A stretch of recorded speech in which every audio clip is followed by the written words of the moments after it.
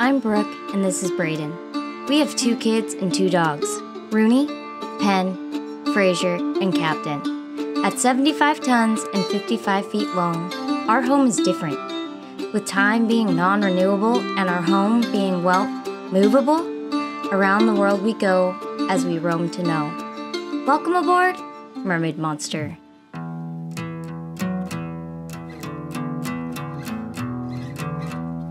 Hey everyone, Brayden and I have been requested to post what we shared during our week at Trawler Fest, so I figured we would post our seminar. While it's not the best quality, you can still listen to the audio. Hopefully you enjoy. Hi everyone. Say good morning. Say good morning. Good morning. Wow, they're so responsive. Can you tell them who you are? You're never shy. Come over here. I'm William. Whoa, okay, that's a change of events. No, now you don't want to. Can you say what your name is? Just stop. Rooney. Can you say good morning? Oh, you need the mic? Say good morning. Good morning. See, that's not so scary. Just like in school. Yeah. That was awesome. Nice guy. What? All right, we'll get started. Thanks, guys. Those are our kids, Rooney and Penn. If you didn't catch it. They're 5 and 7. And then can you guys all hear us if we don't have a mic? You good? Okay, he has an extraordinarily loud voice. Yeah, so. well, there's only one mic, so either I'm standing with my arm around Brooke the whole time. Yeah, we're all good. Yeah. You have to stand up, or I just look weird. So, we want to thank everyone for coming. Yeah. It's going to be fun. We appreciate that. Yeah. But just so I can kind of have an idea, I think everyone's kind of here for different reasons, but how many people own boats right now? Here it is. Okay. Anyone living on their boat? No? As much as possible. Okay. How many of you are looking for boats? Okay. And then how many people are just happy with their friends having boats? And They want to be here. No one, good. And so I'll tell you just a funny thing that I just thought about. So the marina that we're at right now, there's this really neat fishing boat. Completely custom, not your standard fishing boat. There's no real cabins in the boat, just a little cuddy in the front that probably is a bathroom and maybe like a V-berth or something like that in it. But no real seats. This is like a working fishing boat. A little wider than your traditional center console. It's like turquoise blue or something like that. It's really decked Oh, out. I know where you're going. All right. So Brooke was like, hey, I like to follow like financial news and things, and so Brooke knows that, and so she's like, hey, I was talking to the captain of that boat. The boat's name's Blue Eyes, and he said that Warren Buffett owned that boat.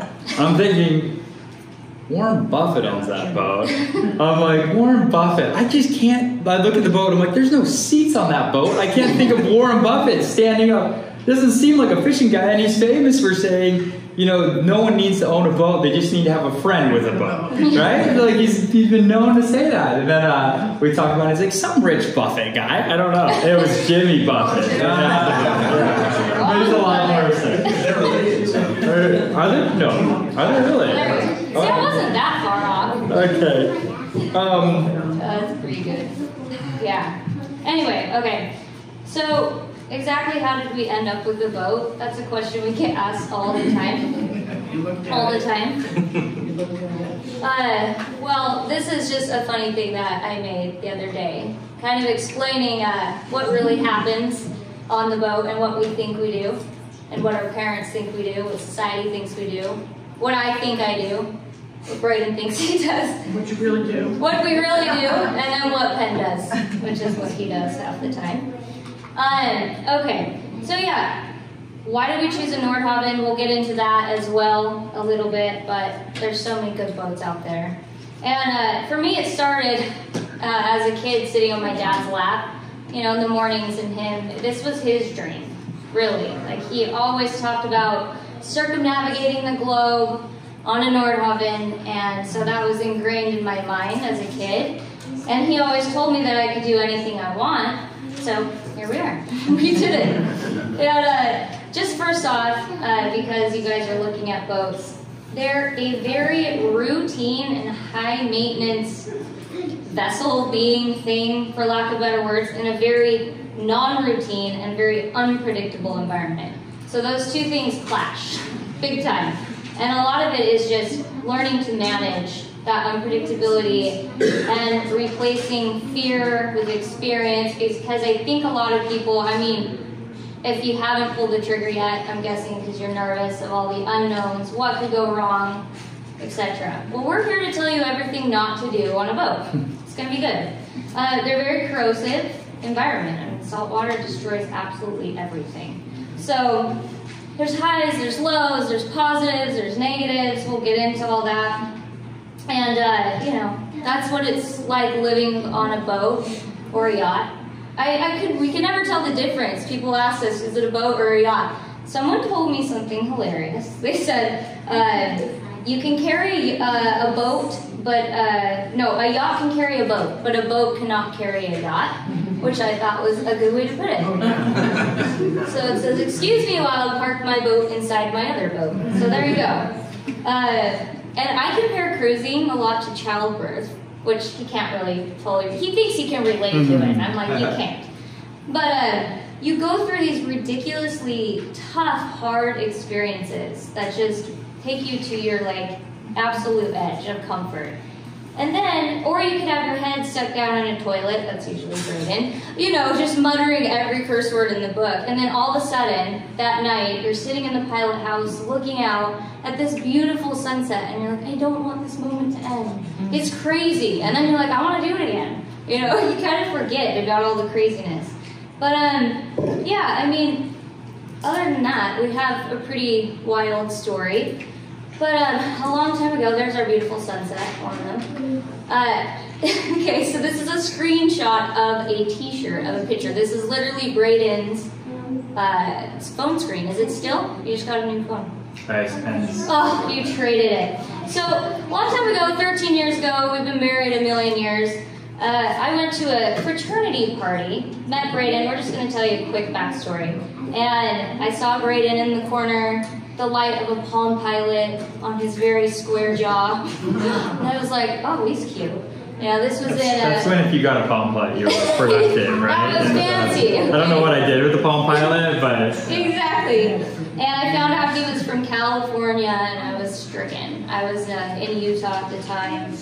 And I couldn't get his number. I got his number, and I reached out to him, and he's never let me live that one down. Yeah, still, to this day. So our first conversation ended up being a few hours long, and we both talked. We're like, if you could do anything, what would you do in the future? And we both settled on, or just shared with each other, we would want to travel around the world with kids, and I feel like that has definitely stuck, for sure.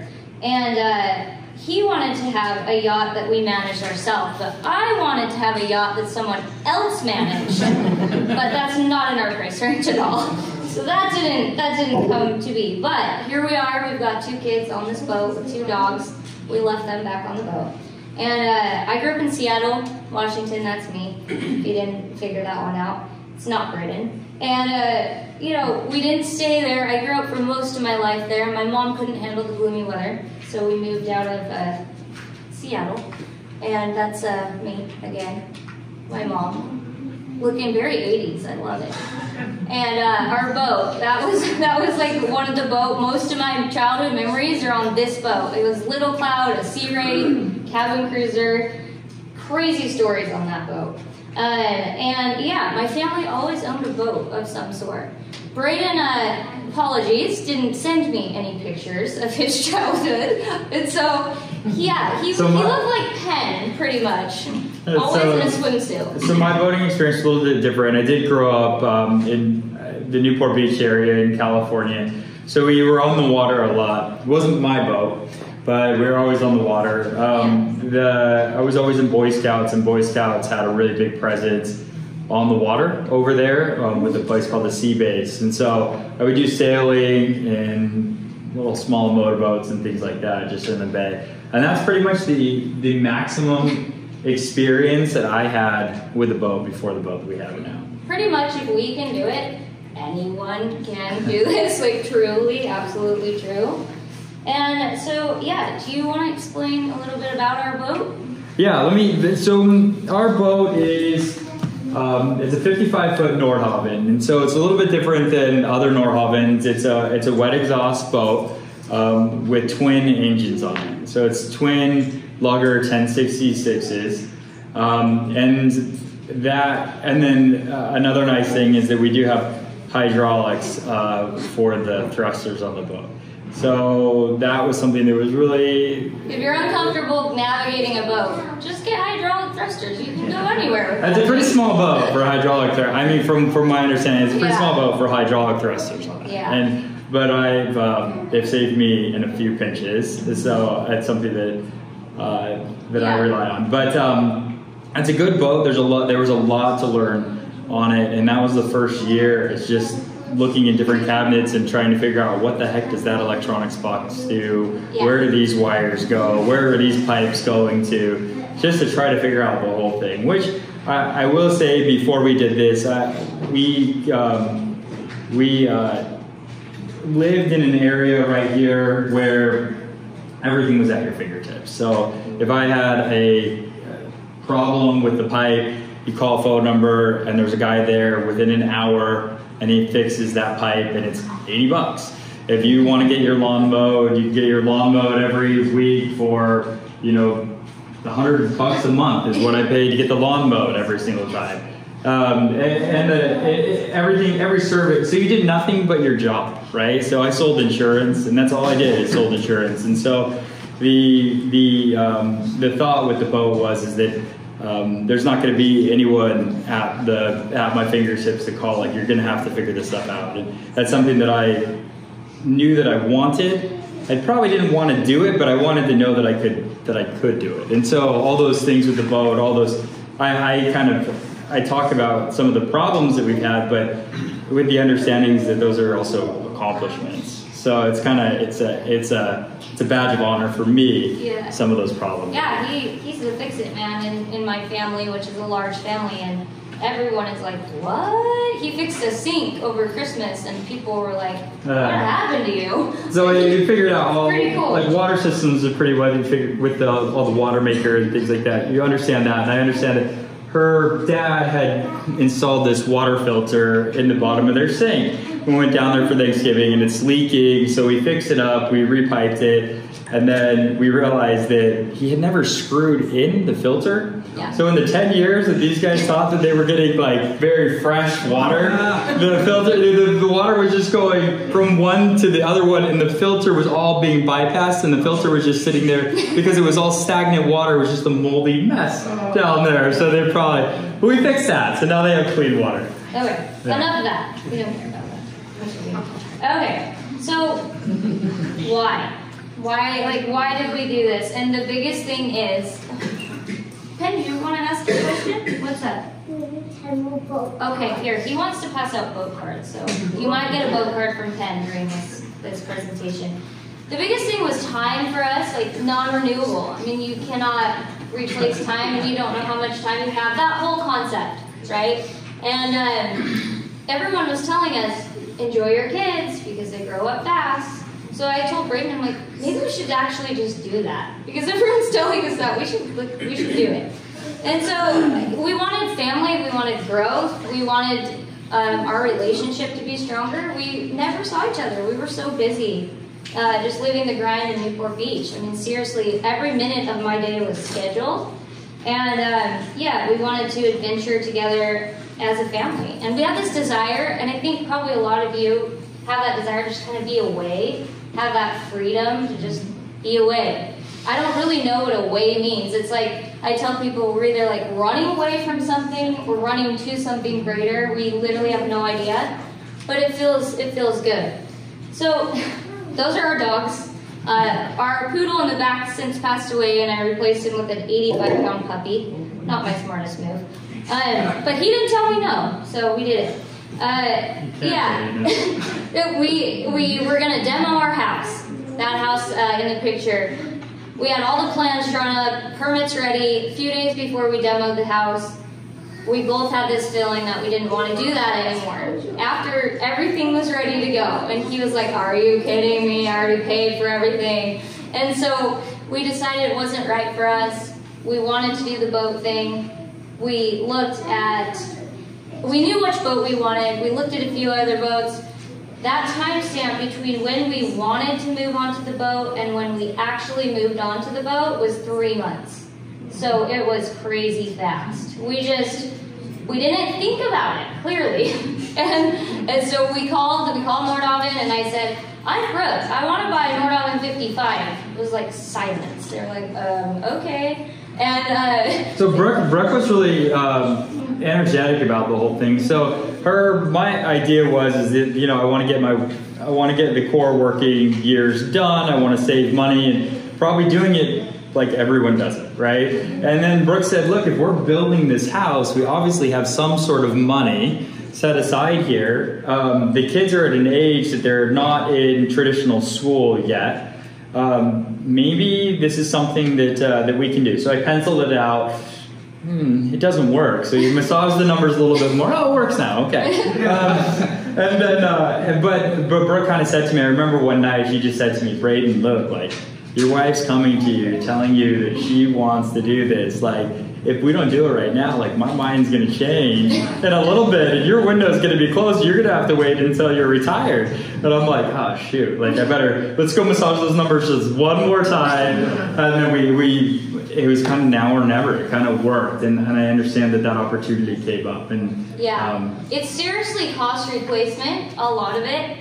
We were doing the numbers on just and it's whatever scale works for you guys, but what we were paying in car payments, mortgage, the kids' school activity, it adds up so fast. And don't get me wrong, boats are the most expensive, worst investment you're ever going to make. I'm not going to be selling that. It's not about, that's not why you're getting the boat. So long story short, we put renters in our home, packed up everything, got rid of everything else, put everything that we wanted to take, which included a paddleboard, and a minivan rental, and a chair, this one chair that we love. I have no idea. He's like, I can fit it in there. I'm like, there's no way. And he fit it all somehow.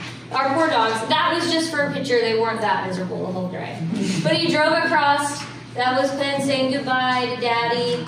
And that was me sitting in the chair. That's right when we kind of just moved on to the boat. That's in Southport. That's Southport. That's a happy look. Is it? Do I look happy there? That was before I probably cried. Yeah. Talk about what were the criteria that you were looking for that made you choose the Nordhaven 50? Absolutely. So it was. To be honest, I was probably looking at sailboats originally, Yeah. and I think Brooke's like, we don't know how to sail, and these kids climb around everything, and I know that you have to be outside when you sail, and so Brooke told me, she's like, we need something that I'm not gonna worry about the kids constantly on, and it was a safety. The rails are really high in what we have, and when we're underway, the kids aren't required to go outside. Everything's inside. We can handle everything from inside. Yeah, but when they go outside, they go outside with us. But it's not. We don't have to ever worry about them being outside if we don't want them to be outside. So the biggest things for me were safety. Just clearly, I will be honest. We didn't go to Trawler Fest. We really did not. He did research, but I just thought, that's a pretty boat. Truly, that's how embarrassing it is. I did a lot of research. Yeah, when I walked onto the boat, it had a bathtub. So I'm like, oh, great, the kids can take baths. And it had an enclosed cockpit. And so a normal 55 has a staircase on the back, if you're familiar. And I just thought that's one more place for Penn to climb and fall out of the boat. And so ours doesn't have that. So there were small things that honestly there's nothing to do. I didn't even know what engines were in the boat. I had no idea. I'm like, does it move forward? Okay, we're good. And so we didn't do a ton of thinking as far as that goes. I can tell you we are beyond blessed at the boat we got, considering the previous owners were very, very impeccably organized. We realize how, when looking back on it, we do understand that we got lucky. Yeah. Because we actually put offers on other boats. Three other boats. And this is the last choice. It But was. but that's only because we didn't know what we didn't know, and now we're really happy that we have some of the features that we have versus the ones that we put offers on. Exactly. So You got lucky. we got lucky, and there's no real way to But know that. I will say the Nordhoffen owners, like now that we've been in the community, are really, they're either engineers or pilots or doctors, which is fantastic. But they are so redundant, OCD, like well kept. So that's just kind of the nature of who buys those boats. I think there's a lot of other good brands. A lot of the trawlers. I have a joke that trawler owners are like the preppers. Like everything is so redundant. So just buy a trawler and you'll be fine. But yeah, so it was safety for me and range. We didn't want limitations on range. They're passing out artwork, my kids are, so you will probably receive a custom drawing. I can't guarantee what it will be. But yeah, it was range, and ultimately it's that unmarked path cruising through the world. We didn't want limitations. Our goal originally was to circumnavigate. That's Penn. He put that in there. I did not. That's me being me. And then Penn being a superhero. Our goal was to circumnavigate. So we thought that we could do this in like 1 to 2 years, get it done, and get everything done. And what we found out after the first season of cruising is there's a lot to see. Yeah. And if you are going that fast, it's going to be really difficult to see everything. And we also understood that there was a lot that we didn't know. If you go out into the South Pacific and something goes wrong, you have to fix it, right? There's not a guy out there that's going to fix it for you. And so we realized that we wanted to gain, that if we were going to do circumnavigation, that was something that was going to take a considerable, to do it enjoyably, it was going to take some time. And it wasn't just going to be a quick process. And that we wanted to do it with a lot of knowledge so that if any component on the boat broke, that we had a really good understanding on how to take care of it or bypass it. We really were hell-bent on circumnavigating the world in like 1 year. And like other seasoned cruisers would just laugh at us like, okay, have fun with that. Like this is our first boat we've ever purchased. And yeah, we probably could have done it, to be honest, maybe 2 years. But it would be miserable, like absolutely miserable. I mean, half of it is just cruising the dock, meeting everyone, that it would not have been a good experience. We move a lot. I mean, we do move a lot. We do. We've done about 8,000 miles since we've been on our boat, and it's coming up on 2 years. So that's a pretty good distance. That's more than a lot of cruisers do in the whole time they own a boat. And that's half of it. A lot of people just don't end up leaving the dock. So, at least we did that. We left the dock. But yeah. Speaking of getting along, like, how does a marriage work? How does it survive? People ask us that. Someone said, there's no way. Like, how do you guys do that? Like, I would kill my spouse. I'm like, well, he's still alive. So we need each other because we have different roles in what we do. Half of it is like, have a good partner, spouse, best friend, whoever you're cruising with, because it's crucial for survival, honestly. And I tell people, well, sometimes it's like prison. Like, you have nowhere to go. You're just stuck. You can like pull an Alcatraz, jump overboard, and swim as far as you can, but that's not going to work. And it wouldn't be possible. I think this is more cheesy, but individual growth and working towards that goal constantly and not getting complacent when you're cruising has been very, very good for us. And just a positive attitude, even when crap hits the fan, and it does all the time, just staying positive outlook on that. You're way better at that than I am. I tend to be good and then just lose it. Exactly. One of the interesting things is, so I had people, I managed a team of people where I was, and so when I didn't want to do a project, that got delegated, right? The problem is and the things that I wasn't good at, those things got delegated.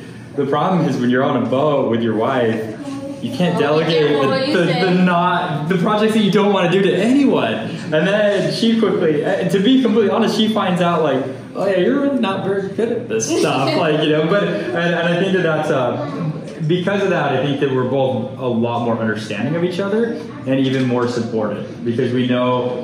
I think that Brooke knows my limitations now much better than we probably did when I was going to work every day. And you want to get to know someone really well, just move on to a boat with them. It does it. Yeah. I'm like, oh wow, but it's also grown. We've grown really close.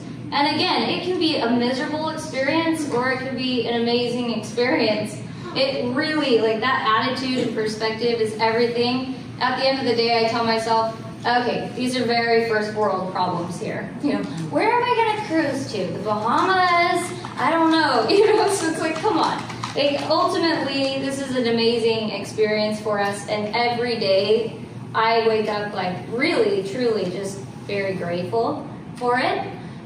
So what are our roles? People also ask us that. Like, who does what? How do you guys divide this up?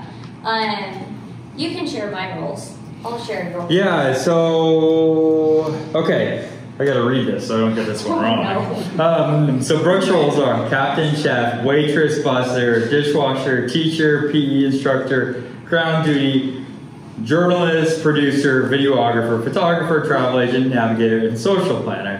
And she really does do all of those things. It keeps her really busy, especially with schooling. Oh yeah, it never stops. Oh yeah, I teach my kids too. Brayden, he's the adventurer of the whole group. He also drives a boat. He's also a great crew. I like to tease him because I'm the one with the captain's license. It's just fun to tease him about it. He's a businessman, like truly, accountant. He does all the laundry, believe it or not.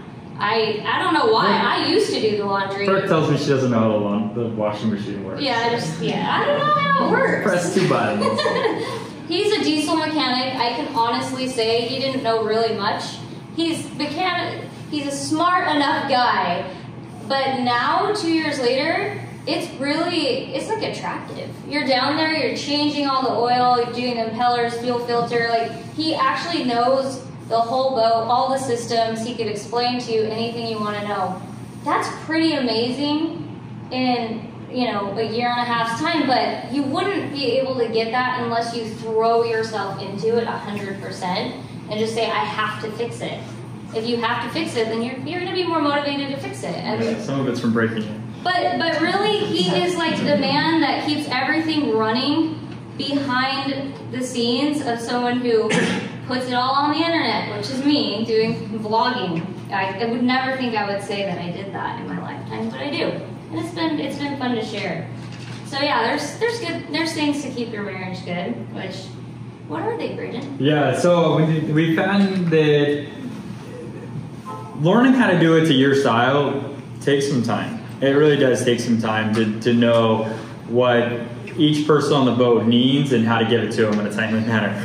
So we found that we still need to have time alone. There's a lot of time on the boat, but we still have time alone. So Brooke will kind of take control of the boat, and then I'll go off and do something. I'm an only child, so I'm really used to alone time. Enough. And so that really doesn't. It's not that much, but I do have alone time. You need it. We also have to spend time together. We're always doing all these duties and chores, and there really is always something to take care of on the boat. Yeah. There's always an excuse not to really be together. And so that's another thing that we have to make an effort to make sure that happens. Make no mistake. Someone asked me the other day, it was on a Trawler forum, or a site, and they said, I am looking to move into a simpler, easier lifestyle. And I was like, what? That's not boating. It's not easier. It was different. Brooke, everyone was really positive. Oh yeah, do it. They want to buy a small sailboat. Like, oh yeah, do it. It's good. Small sailboat with like 3 kids. And Brooke put on there, she was like, look, like, if you want to do it, but don't do it because it's going to be to think you're going to have an easier life. It's not about being easier, it's about just you have to exploring. Want to live on the water, for sure. Obvious reasons, keep the phones down, which underway, it's great. Like, when you're disconnected, there's no way. Has anyone been on a boat and have not had cell reception? Yeah.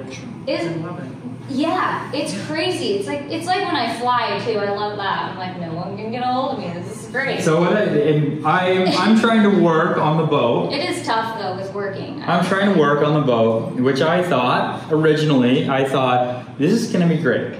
I'm going to be able to have alone time. I don't have to have guys in the office bugging me about certain things, knocking on my door, telling me what they want or what kind of things I can help with. I just get to focus. Yeah. And one of the ways that I can focus is we can do longer passages, and I can be moving and I can be focusing.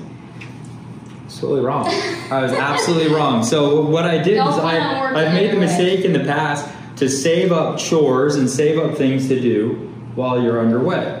You can save up those chores, but don't plan. If they need to get done, do them before you go underway. Yeah. Because there's a number of times when I've set up calls for being underway, or I've set up different just like accounting or just kind of computer work that needs to get done underway. And I do it sometimes. Yeah. But quite frequently, there's something that needs attention, sometimes bad. Yeah. And there's something that needs attention that's sometimes really good, like dolphins on the bow. Well, how are you going to be on a conference call when your kids are yelping and screaming about dolphins being on the bow, right? Or someone sees something really interesting off the starboard side. You just can't. Or the other one that happens more than anything is I don't really get seasick, but I do get lethargic if there's a little bit of a sea state. You will get tired. I'm fine chatting it up with everyone in the pilot house, but what I don't want to do is sit there and look at a computer screen and get anything done. Yeah. So that's one thing that I found is that cruising time underway is a time to just be underway and to enjoy that. And really let yourself disconnect, truly. Like, what's the rush? I mean, there's times where we have to work around work because we are both still working. We're not retired at all, not even close. And so there's times we have to work. Like, there's times where editing underway is the most miserable thing ever because you're just like, ugh, you can't look. So yeah, just being disconnected, and family dinner is important to us. Like, really sit down and talk to the kids. Like, that's what we do, and it's entertaining. And we didn't even really get to do that back in California. It was a really busy lifestyle. And yeah, so I'm managing all the social media. He's actually really doing the bread and butter of everything, and we just make it work. And we have kids. If you don't know that yet, I'm worried.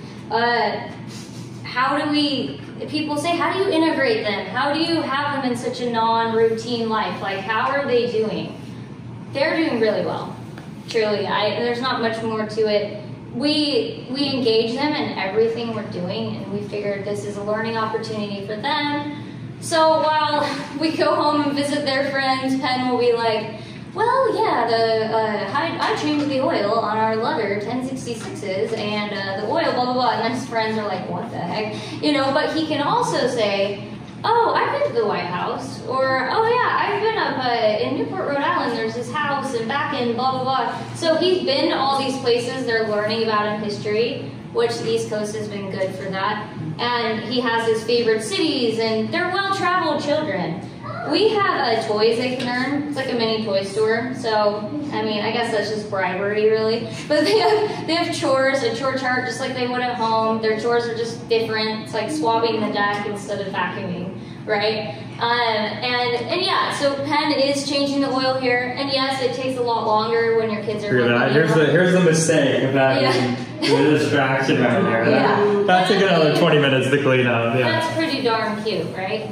So it's worth it. Brayden, you're looking very dapper.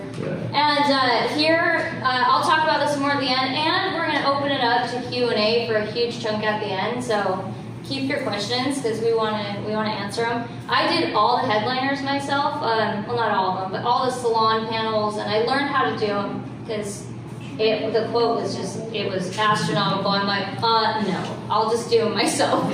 And so Penn is helping me here. He found a love for a staple gun. That was great. Yeah, so we're growing as a family. Like, it's actually working out. So they help us with everything, and which has been really neat. Rooney jumped off the boat. She learned to surf since we've been out here. Brayden, monkey see, monkey do, I guess. Dad's jumping off, Rooney's jumping off. I am a captain now. Rooney wants to be a captain. She thinks it's cool. She is growing a ton as well. I'm up in the sail mast. You know, it's crazy. You guys been to Palm Harbor next to the Peanut Island right there? You guys know where Peanut Island is, south? Okay. Think about this is like the Palm Beach Inlet right there, right? Like inside, we were down there staying in a marina, and the waves were big enough on the inside. There's a sandbar. It's a protected harbor. And so Rooney was surfing these waves no more than a stone's throw from where the boat was. It was really, everyone was on the dock watching this tiny girl just like surfing. So that was cool. I'm like, we're from California. That's normal. It was pretty cool. Okay, you guys. So we're going to get into more of the bulk of it, and a lot of it's just stories, and hopefully it can be inspiring to you guys, but positive things, we'll just do the good stuff first about living on a boat, like truly positive things. The weird, unusual aspects of living on a boat, and I kid you not, we start talking, and Braden mentioned this, he's like, our cool stories that most people will be blown away by are like, stories to us now. Because it just gets better and better as we cruise more. So, picture this. I'm driving the boat. We're coming off from the Bahamas. It's a double overnighter, I believe. 3 nights. I don't know, it all blends together. We're cruising, I'm tired, I'm like looking, I'm like, what is that? I'm like, that is the biggest sailboat I've ever seen in my life. And I'm like looking, we're still too far away.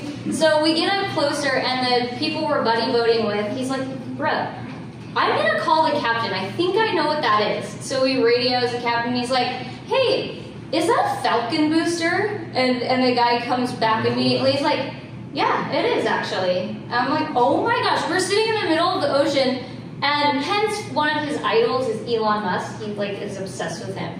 And so I wake the kids up. Braden had just gone to sleep. He's like, this better be good. I'm so tired. So he comes up, and I told him, and how cool is that? Like, we're in the middle of nowhere, and we got a front row view of like a Falcon booster.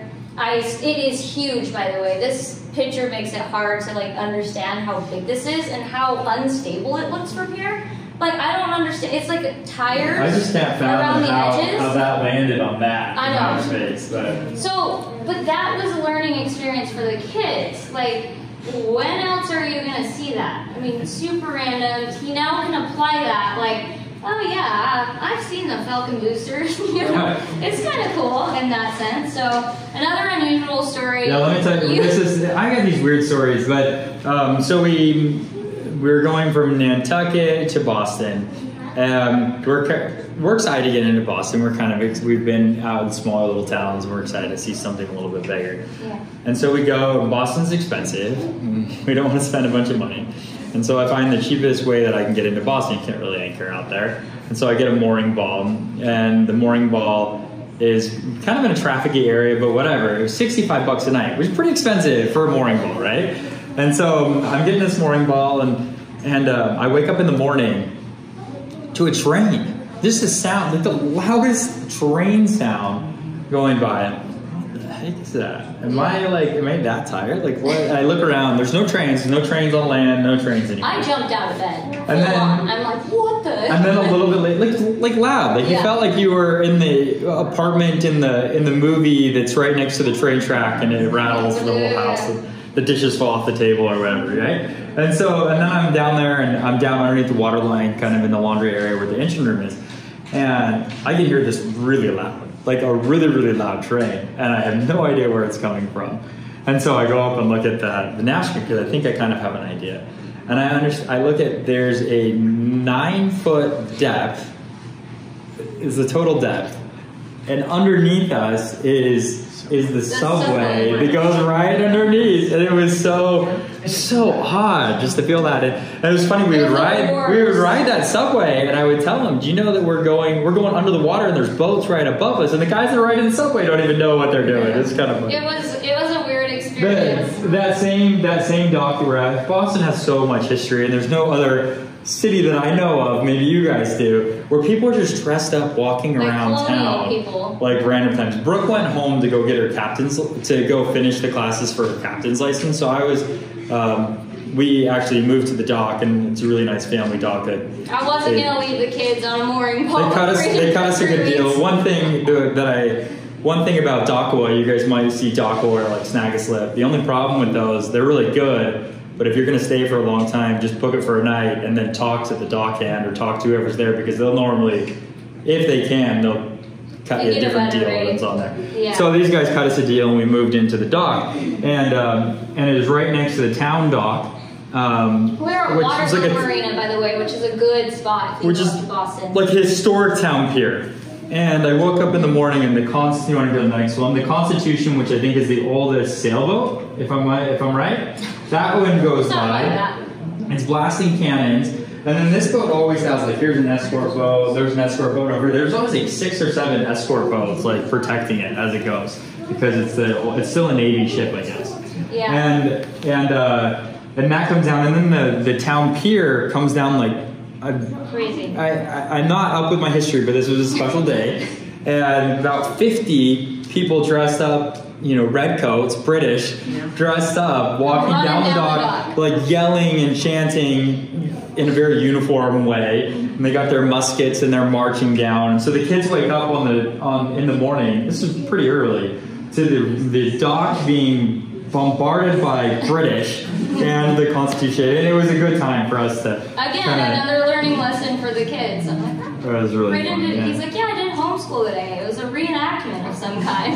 It was great. But again, those are just weird things that happen living on a boat. And another really good thing, you always have an ocean view. I'm pretty sure most of you have thought about that. And we're all drawn to water. A really, really good book is, I don't know if you've heard of Blue Mind by, I think it's Wallace J. Nichols, or it could be the other. Blue Mind is a really interesting book. It talks about why we want to be around water. It's fascinating. And we've got this ocean view all the time, which is so cool. And you think about the real estate there. Think about how much it would cost you to get all these homes and all these places in the ocean view. You have your home with you, and you just move it around. It sounds pretty sweet. Here, we got the Statue of Liberty. I threw up the drone. This was before I knew that you were not supposed to fly drones here. And I get a call from the Coast Guard. I'm like, oh no. And he's like, mermaid monster. And he kind of laughs. And I'm like, yeah. And he's like, did you get your shot? I'm like, yeah. He's like, never do that again. I was like, okay. So he was nice to me. I think you could tell I had no idea.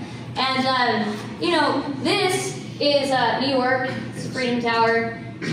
Crazy. Braden wanted to explain this to you because this is my bartering claim to fame right here. Yeah. So this dock right here, we're coming down the coast. Weather was bad. The family needed a break. Everyone needed a break. We were really running hard.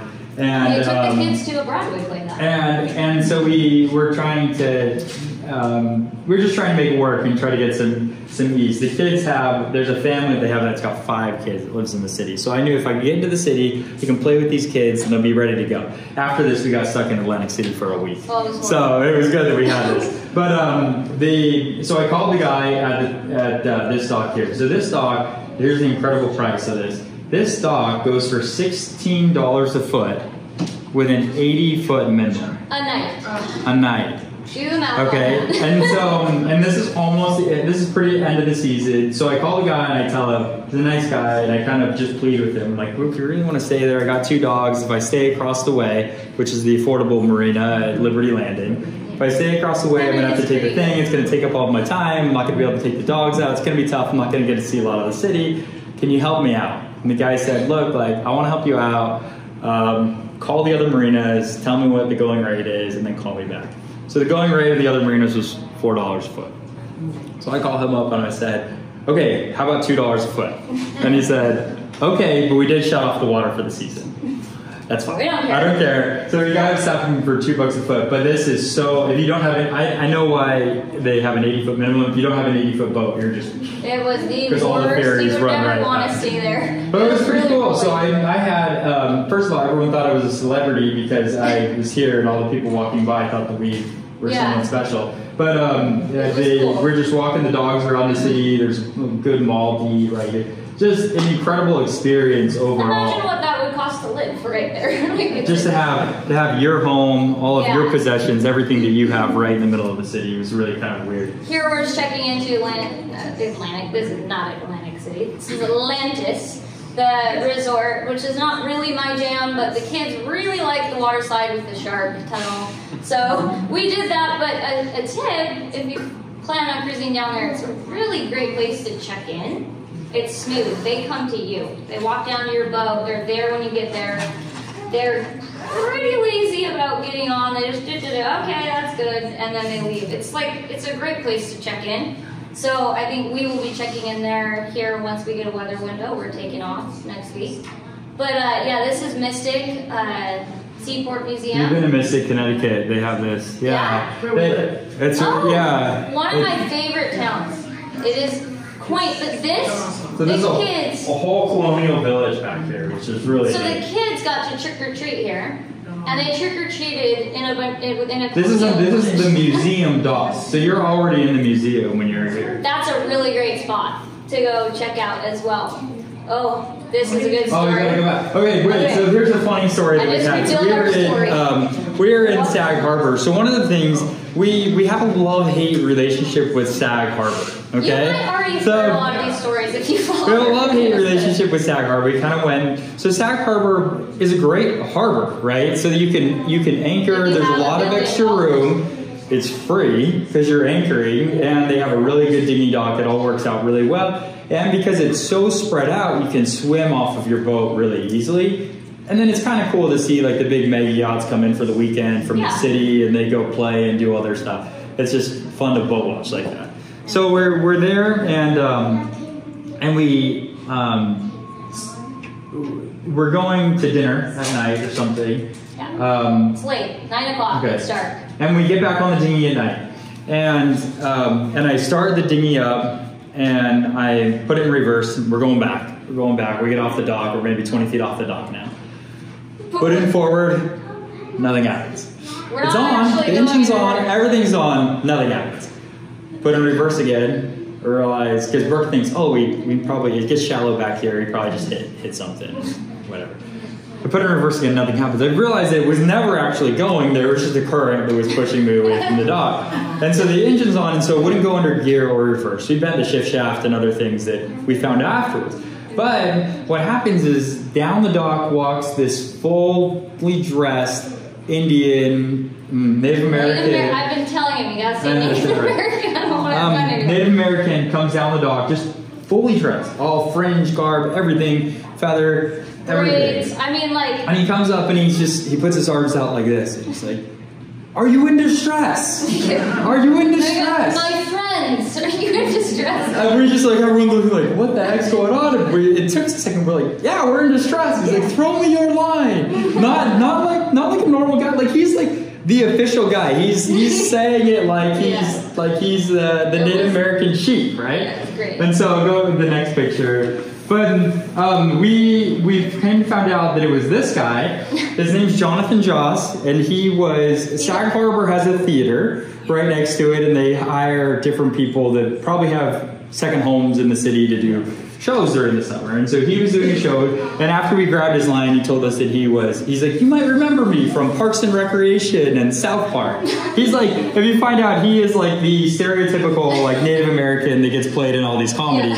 He's pretty popular. And coolest guy ever. he was totally playing a character, and he invited us to go see his show the next day. But the story gets better. So we're at the dock, and he goes, because it's intermission, and he has to go back to the show, which he later told us that the only reason why he went back to the show was so that he could perform for us last night, because he was in a wage dispute with the theater. But he's like, oh, I told these guys that I was going to go last night. So he told us this to the thing. He's like, I was really mad at them, and then you guys came, and I told you guys that I was going to do the show tomorrow. So then I called him up and said, okay, I'll do the show tomorrow.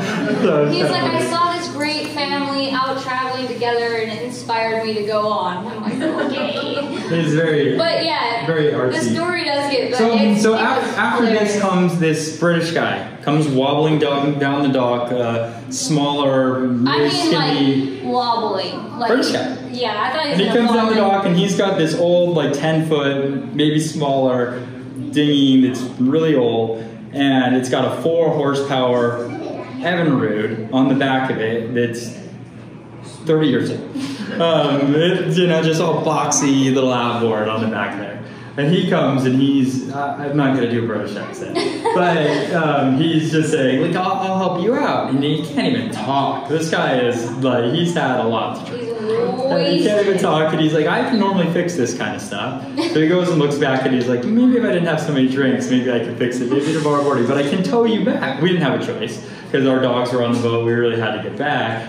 And he's like, I'll tell you back. And he's sitting there back there at the edge with me, and he's like, if you'd mind not telling the kids, I've had so much to drink tonight. But he's yelling that at me. So the kids are pretty sure that he's had too much to drink. Are looking at him like, oh my gosh, what is happening? And he looks at me and he's like, you don't have faith in me, do you? And I'm like, not really. So we'll see. And we had to be towed. I mean, it was probably almost 2 miles, something like that. It was far. We were pretty far back because we liked the privacy. But he towed us all the way back. It was really crazy. funny. Not in a straight line, but we got there. Yeah.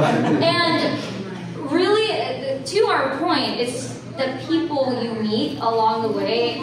Probably have already heard that from a lot of people in the seminars. It's very true. You could be a billionaire. You could be $2 you could have $2 to your name. You dock together. You're talking. No one really cares. They don't even really want to know what you do for a living or how you got your money, or they really want to know like where you're going and who you are, and they just want to tell stories. It was odd for us, right? So someone told us that kind of the unspoken word on the water is you don't talk about what you did. Yeah. And it's kind of funny. I mean, I'll go long conversations with people, and no one ever talks about what they did. When I come from home, I mean, like, if you meet someone, it's like, hey, what's your name? Okay, what do you do? Yeah. Like, that's the first thing that someone wants to know. They want to size you up on. Oh, and there's been times when we find out there's this man in this old wooden boat, and he would row himself to shore. Turns out he's this billionaire scientist. You know, you never know who you're going to meet out there, and it's been pretty wild. And honestly, back at home, we shamefully admit we didn't even really know our neighbors. We knew the ones directly across from us and the ones to the right of us, and that's it. And now we pull into a slip, and they're like, hey, mermaid monster, yeah, cool family. Do you guys want to come over for dinner tonight? Okay. And we just go to dinner with complete strangers. Especially in the Bahamas, one of the ways that we find anchorages is we find boats that are interested, and then we're like, well, if those guys are doing it, let's go anchor next to them. Yeah. We anchor next to them, we'll call them up or find some excuse, kind of like that, like that girlfriend or boyfriend that's trying to like create an excuse to talk to you or whatever. We'll create like some excuse to talk to them, and then we'll end up eating dinner together or something on someone's boat, their boat, our boat, or the local restaurant. And because everyone kind of has the commonality of just owning a boat, is that a word? If they have that common shared experience of boating, you have hours of things to talk about. I've never talked so long with complete strangers before we were on the water. It's just really interesting. You really do. Every time you sit down and talk to them, you learn something new. And the community's really strong. This is a super quick story. We were in Port Jefferson. I don't know if you guys have been there. Sitting there, it was a holiday weekend, crazy busy. There was 1 million boats anchored next to us. So me being neurotic, I'm like watching the boat the whole time for dragging anchors and stuff. And we get a call, there's a call on the radio, a guy's in distress, he's having a heart attack. It was pretty wild. And the Coast Guard is trying to find him, and they can't because the people are so frazzled. They're like not describing their boat properly. There's too many boats. A doctor overhears it, jumps in his boat, cruises over, puts him on the boat, and the guy's like, Coast Guard, he's gonna die. Like, you need to get here right now. And so the doctor shows up, and he's just like, get on my boat. Has an ambulance waiting in the dock, like load him up before the Coast Guard even like really could figure it out. So the community they will jump and help you. They really will. Plenty of people have helped us along the way with all of our mess ups and mistakes we made. So we try to pay it forward when we can. But really, we've all it's the Bahamas. But we've all grown together like just tremendously, especially these guys. They're thick as thieves, always have their arms around each other, holding hands. Another positive, you get to have your doggies with you. If you have, or cats or ferrets or birds, I don't know what pets you guys have, but yeah, it's really odd. That's one of the things that is kind of surreal in a way, is that I'm in all these different locations so far around up and down the East Coast, the islands in there. And then I have these dogs with me that I'm taking care of. It's like I'm traveling, but I also have my entire house with me. So when I need something, it's always back at the boat. And then I'm taking these dogs on walks in like such weird places, right? Yeah. New York City, Mystic, Connecticut, in the museum. Like I'm taking a dog for a walk inside of like a historical, colonial museum, or I'm taking the dogs on a walk, almost through the casino at the Atlantis. And there's not a lot of dogs there, and especially guys that look like me don't really have dogs there, right? Like I'm not a local. I don't look like a local. It's just People weird. just think you're crew to a boat. They probably think I'm crew of a boat, but it's just a funny experience to have. It's a funny experience to be traveling, but you're not traveling. It's what you do. Yeah, it's just kind of weird. You're a nomad at that point, and I wanted to bring my horse. I had a horse before. I was a horse rider. That's what I did. And Braden wouldn't let me. Brooke tried to pitch it as, well, we can name the horse and the boat Seahorse. I was like, yeah, I would get a mini horse and name him Seahorse. It's so cute. It would be a YouTube sensation. And he didn't go for it. So that's okay. So this is our 13-year-old old man, Fraser. He's like, what the hell? Like, that explains him to a T. He's like, you seriously, I was retiring and you drug me onto a boat? Why? But he's just like, he just does his thing. Then we got this guy. After our poodle passed away in Boston, it was pretty traumatic. He was old and he got sick. This is Captain. He's an Airedale Terrier. I don't know what I was thinking. Like I mentioned earlier, I thought, oh, Fraser needs a friend or he's going to be lonely. They actually don't like each other at all. So he likes Fraser. Fraser's like 100 million years old in dog years, and he does not like an 85-pound puppy jumping on him. That's him now. That is his personality to a T. He's a big, happy dog. And people ask, do your dogs get assimilated? Ours did just fine. It probably depends too, like where you're cruising, what you're doing, what kind of boat you have, and this is all he has known because he was a puppy when he moved onto the boat. But a lot of people have dogs that they want to transition onto the boat, I know, and the question we get asked more than anything is, how do your dogs go poop? Like, I'm not kidding. And Penn overheard this one day, and he was like, leans over to Rooney, and he's like, Mom just told Dad that all these people are asking us how our dogs go poop. Like, they just like go over the side like we do, or something. And I'm like, what? Where did you just go poop? Like, you need to tell me. But Braden's biggest goal is to figure out like how to make this as easy as possible. And so we have a big piece of turf that we use, but we also have fiberglass decks that are really easy to hose off. It's not really that big of a deal. If you get a boat with teak decks, I would caution you about teak decks in general. They're beautiful, but the maintenance is ridiculous. Like, we have a little piece of teak, and that right there is like so much work just around the railing. So this is a Nordhaven 76, Doug Jackson, our friend's boat. That's his solution. He's got like a whole pad with a fire hydrant. And Braden just pointed out sprinklers. This is the one thing that I can't find room for something like that, but this is the pooch potty for apartment. It's got sprinklers in it. This thing's like $300, but then he took it and built like a custom enclosure for it. What it would be like. But you could do that. But yeah, that's a positive. Getting dogs into countries can be tricky. There really are websites out there that list exactly what you need and what the rules are at the time. You can also email the Department of Agriculture for each country you're going to, and they're actually pretty responsive. They'll get back to you, they'll send you the forms that you need to get your dogs into the country. Pretty much your dogs need more shots than you would ever need in your whole life to get into their country. It's crazy. But yeah, just get them all and then you won't have to worry about it. But another thing, and this might not seem like a positive, I kind of skipped over it, but we should explain it, is like those mistakes you make, as you know, they're learning experiences. They're not too bad if you can make it out okay. Like when you run out of fuel for the first time, you probably will never do that again, I would hope. Right, Braden? We definitely had that happen. But yeah. You can explain that. Yeah, so I guess. We didn't really share this one. I probably should have budgeted a little bit of extra money for mistakes on my first year, but I probably learned a lot from it. So we've had a number of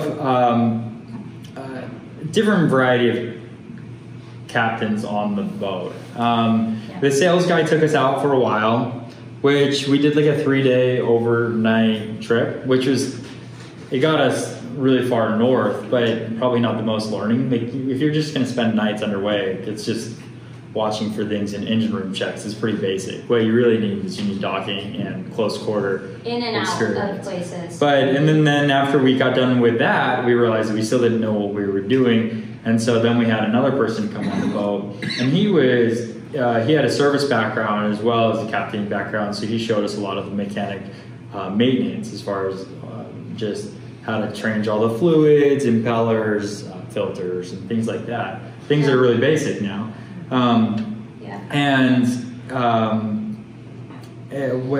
So then we had another where when we do different treks, like we want to do the ICW on the boat, we got a guy to come on the boat with us. He wasn't really a training captain, but he had done the ICW before, and that was really informative. But we had a guy, and one thing that I've realized, especially going to all of these seminars that you have here, I understand that everyone has a way that they swear by doing something. And they'll tell you, anchoring is always the best way to go, and this is how you save money, and this is what you do.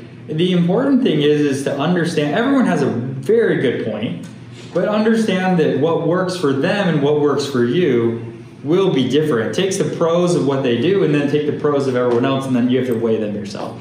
It's not, some people, everyone does things a little bit differently, and it doesn't matter that you do things differently than another person. It's that you know why you do things and that you can defend it. I guess that's the biggest thing, that it makes sense the way that you do it. Because so we did a fuel management system a certain way on the boat, and it's the way that the old owner taught me. I have a little bit of a different boat because we have 5 fuel tanks. Most Nordhavens of this size have 4 fuel tanks and a day tank. And we have 5 because the twin engines require a little bit more fuel to be able to have the same range as the other boats. And so this training captain wanted me to run the fuel a different way than I was used to running it. And so we pull the fuel lever to transfer fuel. And it's in a little bit of a hideaway place because of the way it is on our boat. And I didn't look at it, and I was assuming that he knew what he was doing. And he didn't know what he was doing, but he was assuming that I knew what I was doing. And so I pulled the wrong lever. And I pulled the lever to a tank that didn't have any fuel in it. So once the day tank was empty, we were done. And so in the middle of the Gulf Stream, we hear boom, boom. And we're trying to figure it out. And if we caught it fast, we probably could have stopped this from happening. If we knew what was going on at the beginning, and then we hear the generator. Everything's dead. And so I'm down there, and it was a very calm day for the Gulf Stream, which is great. Yeah. And I'm down there for how long? Took you guys 4 hours. It was 4 hours? Yeah. And I think there's better way. I think there's much better ways to do it. But so we had to bleed the engine. Yeah. And we had to figured out it was fuel. Yeah, we had to do that for port, starboard, generator. I guess then that's when I probably wish I would have had a single engine boat, right? Yeah. But we had to do it for all 3 engines, the generator as well. And I understand how the fuel runs on that engine perfectly. And I understand all the fuel lines, and I understand where it comes from and goes to. And now the only problem is that I can't sleep at night when we have any sort of engine on, because I'm waking up thinking that I'm just I got to check the day tank. Is it there? Okay, check this fuel lever. Is it there? I'll never make that mistake again. I mean, I'll never sleep good again either, but I'll never make that mistake again. And I'm worried about we're dragging. You're worried that we're going to run out of fuel. Yeah. That's why we firstly need a dock every once in a while, and we have dogs and kids, so yeah. But yeah, so they will say, I mean, different people have different philosophies on anchoring versus docking. In the first year, I'm like, I want to anchor. I just want to anchor. And then I've realized that for us, for our family, there's a balance. I mean, the kids thrive in some docks better than they're going to thrive at an anchor. And when you just need to get things done, you need to be at a dock. There's just certain times that's just necessary, and you can't. Sometimes anchoring isn't as it ends up being more of a hassle than just. Yeah, it depends where you are. You've got current, you have weather. You just need, when you're looking for an anchorage, you want to make sure you're paying attention to weather for sure. Like we call Chris, hey Chris, is this a good spot? No, I'm just kidding.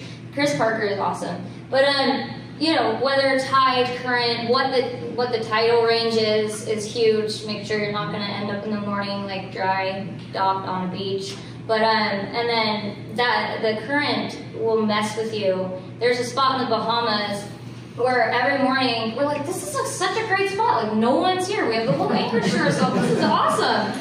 We wake up in the morning and we look at our pattern, and luckily we have a really heavy anchor. It's 350 pounds. And our chain, we have 400 feet of chain, and it's like that big around. So, well, not that big, but it's pretty big. And the pattern is like, woo! Like, it's not a nice swing pattern like it should be. It's, what was happening is we'd get drug over here, the anchor would flip over, get drug over here, flip over. And it's fine, like, we didn't go anywhere, but I can now see why no one was there. So, paying attention to that, it can add a level of stress, too. Just really buy a good anchor. Seriously, make sure you have a good anchor. You'll be able to sleep and you won't drag. There's apps. Someone mentioned Drag Queen yesterday in the panel that we were in.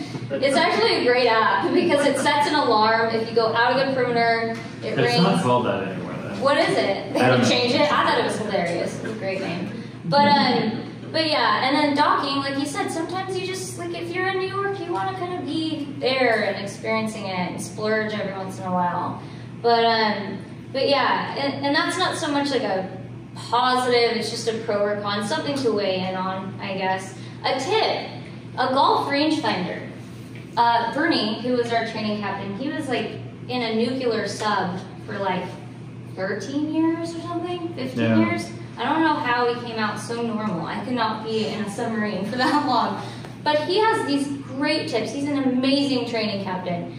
You just get a golf rangefinder, and then because distances can look really tricky on the water, you'll look at something and you'll think it's way closer than it really is, or vice versa. So having that golf rangefinder, you can point it. The kids, it's like a little toy, and you can see how far away you are, so you can calculate your swing ratio and make sure that no one's going to swing into you. It's just it's an easy way to handle something you're not fretting about and trying to see how far away you are from someone. There's so many times I'm like, Brayden, we're way too close, way too close.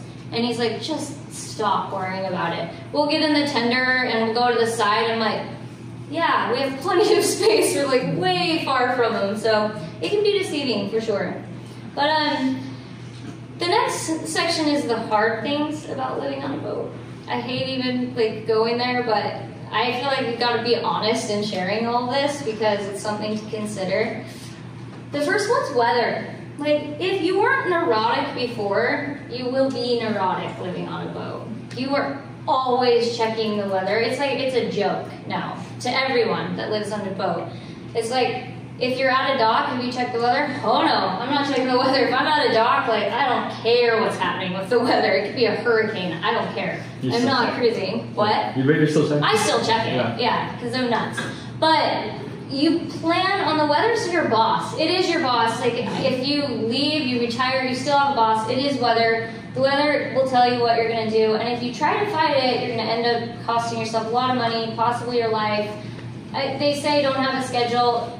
It is true. Don't have. You just be submissive to the weather. I think that Chris Parker did say something in one of the panels that I saw, but he said in there is that if you wait an extra day, you'll get there in a much pleasant journey. But here's the thing: going in bad weather, your boat can handle it, but it's not to say that something might break. It right? Like think about if your boat is in a heavier sea, it's going to wear the items on the boat quicker. You're pounding down the waves. And then when the other thing that we've noticed is that once we get there, we're tired. Yeah. So then we sleep for a whole day, and then we don't get anything done, and there was no reason to get there early regardless. So what we found is that really no matter what, and the only exception to this is getting stuck in a week in Atlantic City. Sometimes you just get stuck in a place and you're just like, I really need to get out of here. I'm looking pretty good right now. Yeah, I'm okay. But with that exception, especially if you're stuck in a good place, sometimes it's not that. I mean, and this is pretty typical depending on the year you're cruising in, and especially on the East Coast, you do have to pay attention to hurricane season and all that fun, boring stuff that he knows a lot more about than I do. I'm like, why can't we just go there? I don't understand.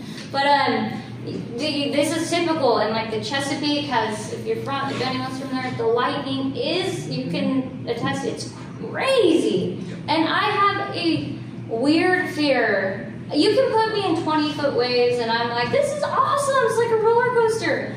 lightning starts striking around me and I would rather die. Like, I am terrified of lightning.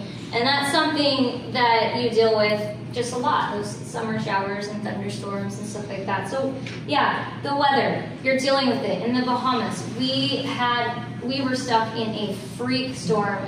No one was planning on it. This is a really important thing to remember if you're gonna cruise. No one was planning on this storm, right? Everyone checked the weather, all the captains. You hear kind of on the radio net down in the Bahamas, everyone talks, checks in with each other. It was a beautiful night. There was no wind, no rain, nothing. We go to bed in the middle of the night. It always is in the middle of the night. Everything bad happens at 2 in the morning. I swear. And we're like cruising, or not cruising, oh my gosh. We were sleeping. And all of a sudden the boat is like, boom. Boom, you know, going. 6 foot plus waves and you're anchored. It ended up being 8 foot waves. And I'm like, oh my gosh, we're gonna die. You know, and I run upstairs. I'm like, Brayden, get our ditch bag, pack, put your life jacket on, you know, get everything ready. All of a sudden, I'm watching the anemometer. The wind goes up. I see 50 knots, 51 knots. It went all the way up to 60. I'm like, it's a hurricane in the middle of summer. Like, what is happening? It wasn't summer. It was just cruising time. It was in the fall. And so then we turn on the radios and we start hearing the chatter, and everyone's kind of in the same frantic frenzy, like, oh my gosh, my friend, I can't find my friend, their boat drug, and they're like, I can't find them. Like, no, there's nowhere like answering, blah, blah, blah. Come to find out, this storm really did come out of nowhere. And what happened was there was these 2 super yachts that were down. It was in Staniel Key. If you guys have been to the Bahamas, by Pig Beach down in there where you can swim with the pigs. And everyone's anchored at big majors there. 2 200-foot plus super yachts. Really stupid. They rafted together on 1 anchor. So they went to bed, 1 anchor. There was no storm. Everything looked great. That whole mast drug into a Nordhaven 76. Okay? 68? Oh, whatever. It's a big Nordhaven. It drug into the Nordhaven, got entangled. They each had center console boats behind them. One got drifted up onto the rocks, the other one sank. And these are, you know, Intrepids or whatever. And anyway, so it all got entangled up in this mass. And the owner of the Nordhaven, he went out there and he couldn't go anywhere because he was anchored really well. And he was stuck, and so he had to like hacksaw his anchor off, which, do you know how much those anchors are? That's like really gut-wrenching. And he had just arrived to the Bahamas, ready for his cruising season, right? And the boats are bashing in, and this is the funny part. I have to give Nordhaven props to this. The Nordhaven really only had like a key mark down the side, but the super yacht, the way the boat turned, the Nordhaven was chopping the super yacht every single way. And the super yachts took a ton of damage, right? And so, moral of the story, you know, it was actually a really scary storm. We didn't drag at all. We were anchored really well. No, we did lose our chain stopper on the front. Which so is you got the chain stopper, the bridle. So the bridle, we had a claw set up on the bridle, and so the claw reached on. But the problem is, if you don't, now some of the new claws have a rubber strap that goes around it. The older versions didn't have that, so I've seen people zip tie it on there. Yeah. But if you lose tension on it, they can break free. And so now we just have the chain stopper, and so big chunk of stainless steel. It just left, and so I had to get that one fixed. But since I've gotten we did a whole soft shackle setup, so now I don't have to lug over this big heavy claw thing too. Which is good, but nice. Really the moral of the story, long story short, when you go to bed, everything has to be buttoned away. Just pretend like there's going to be that storm. We had it all buttoned away, but luckily, I would say that I don't always have it all buttoned away. Mm-hmm. I mean, I just got lucky. You'll leave stuff out, cushions, you know what, just make sure everything's secure, because there was no way he was going to be able to go out there and button anything away. And it's amazing. That weather was crazy with lightning striking all around us. And then in the morning, it's beautiful. And you're just like, wait, what the heck? And I swore, I probably said, I'm never getting on this boat again. Like, what the heck? You know, and here we are, still boating. So, weather apps we use, just really quick. These are some of them. Windy, buoy weather, Predict Wind, Navionics, Aqua. So I'd say that there's always better. Like I think that there's better data than like Windy, but Windy's just so. There's probably nerdier apps out Windy's there. just so pretty. It just makes it so I look at Windy, and then if there's something a little bit more serious, I pull up the other apps to kind of judge it. And then if it's more serious than that, I just call Chris Parker. Or Commander Weather is a good routing service as well. And buying weather is something that I would, if you are going to go for extended, it saves stress on you a little bit.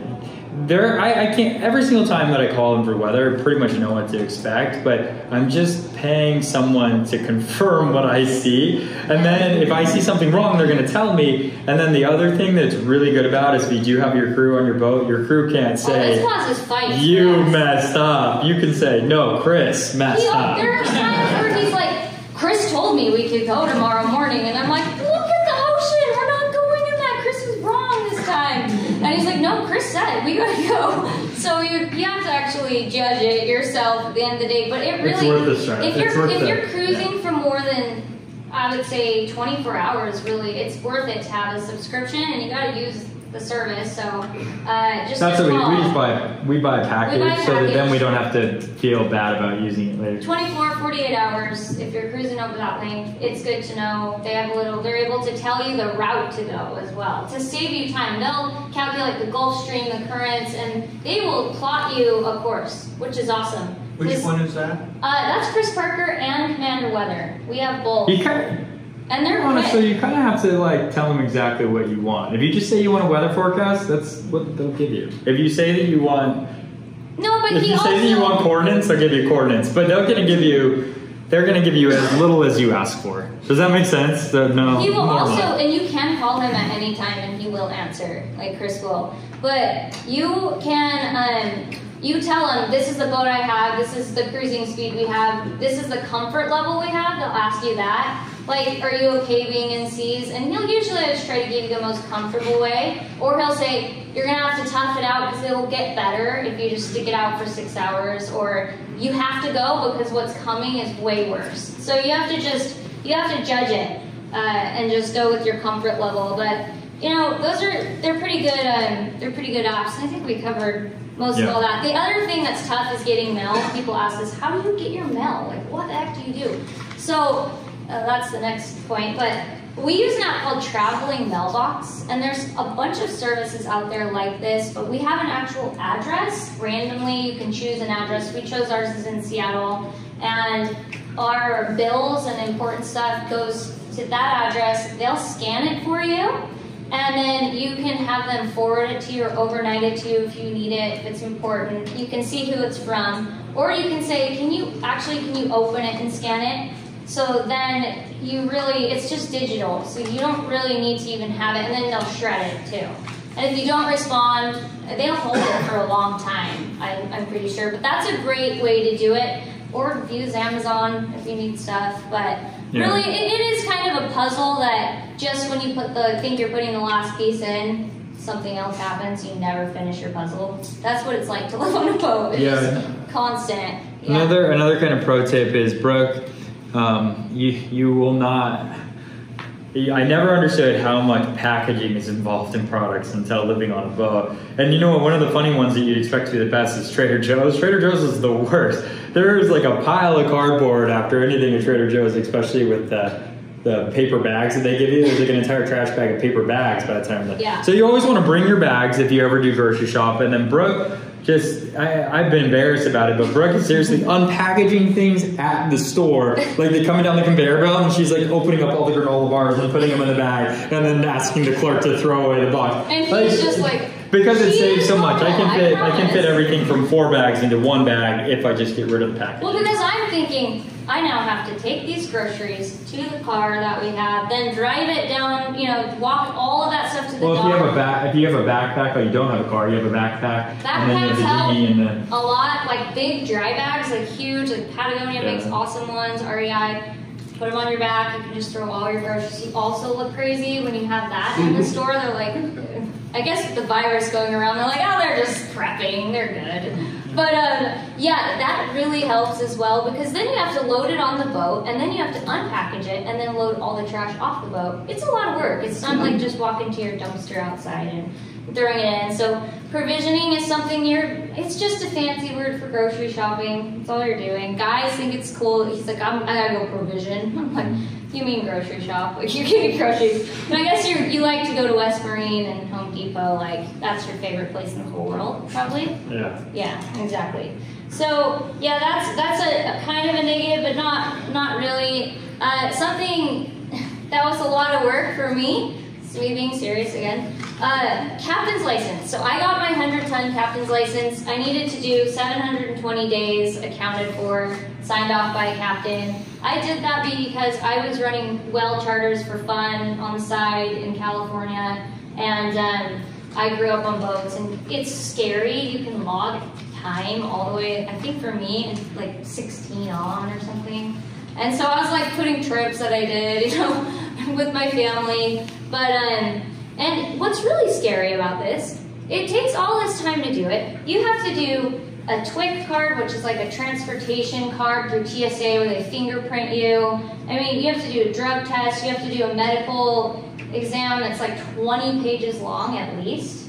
And just finding a doctor to do that is like tricky, but usually the schools you go through have someone they recommend that's like willing to pretty much just fill it out. To do a mariner's oath at a notary, first aid course, which is great. That's all good, it's good, they're like vetting you. But do you have to prove you can drive a boat? No. Like, there's no driving part. You have to sign off on time, but let me tell you, I was in a class with 12 boys. They were worried about two things. How the heck are we gonna pass the drug test? And I'm like sitting there like, well, just don't do drugs. That's one way to pass it. Like, it was hilarious. And the other one was, like signing off on time, finding someone to sign off their time or fudge it. But you should know what you're doing if you're gonna get a license. So, yeah, it was pretty crazy. But that can help you because insurance, people are curious about insurance and signing off. Sure, he does insurance, so he could probably cover that, but you have to get it signed off. Like, they want a competency, you're a risk worth taking kind of thing. And so... On insurance, the only pro tip that I really have is that if we're in a unique situation where we are living on the boat, and insurance prices vary based on the home dock of the boat. We're living on the boat. The boat's nowhere, so the boat can really be anywhere for its home dock. So because for this, our insurance rates went up, so we changed our home port to Annapolis. And we spent just as much time in Annapolis that we did anywhere else. So it's not really fudging it, but if you're going to spend time in a variety of different places for the insurance, just choose wherever the best premium is. But most insurance guys won't tell you because that kind of feels like steering a little bit. But if you try changing it around, you'll know that there is there. I wouldn't recommend choosing a place that you're not going to spend any time. But if you are going to spend a decent amount of time there, I'd suggest people ask about residency and voting, and that came up in the women's panel I did.